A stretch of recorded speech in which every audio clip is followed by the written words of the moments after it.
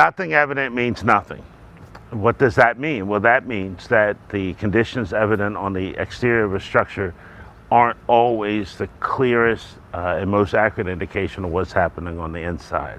Why is that true? Well, a couple basic reasons.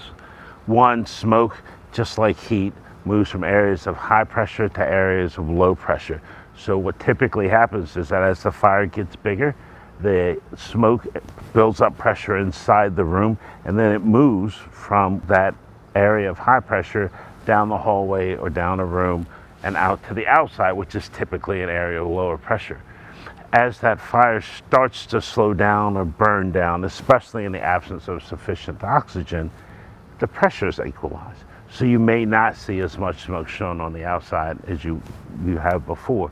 The second thing is that the structure itself, so the windows, the doors, they're more energy efficient, things are much tighter, and they tend to hold the smoke in a lot better. Firefighters arriving on the scene of a structure fire tend to use visual cues to help determine the extent and location of the fire. When the fire is showing out of a window or a door, those clues are pretty clear.